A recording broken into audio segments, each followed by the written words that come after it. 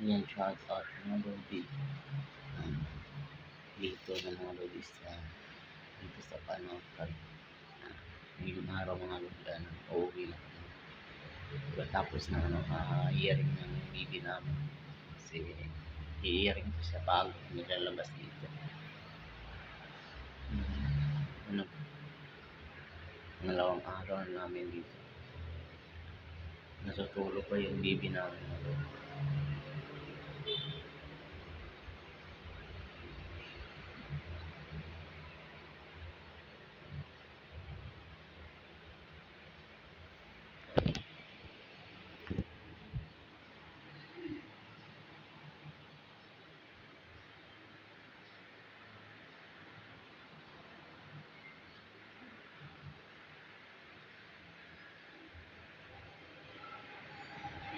Yan pangalawang araw na hindi sa Panakan.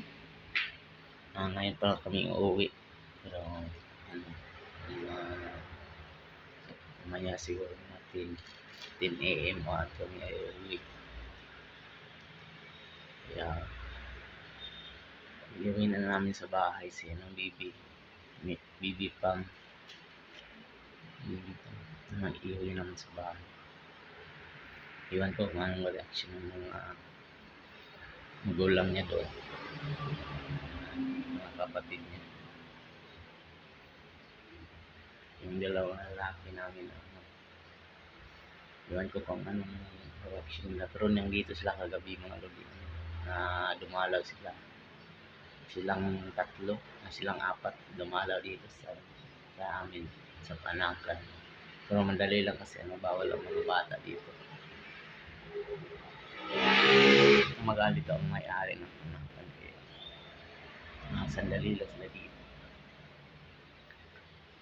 Nandun sila ngayon sa kanilang tatay at saka nanay. Dinala sila.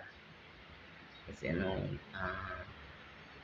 walang sa bahay.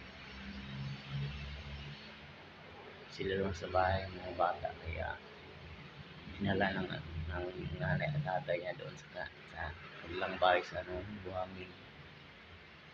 Shout out sa lahat at salamat sa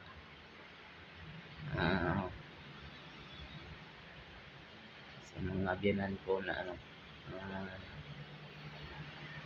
tinulungan ako na mga bata doon muna sa kanila. Salamat sa inyo at sa lahat ng nag-pray na sana ligtas yung anak na sa kaya shout out sa mga lahat at salamat. Shout out sa inyong lahat. Yan mga lodi, natutulog pa yung video.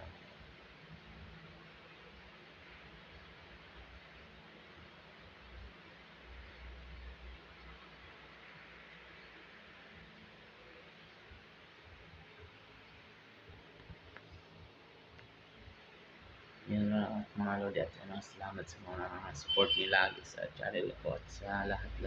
Maraming salamat. Keep safe.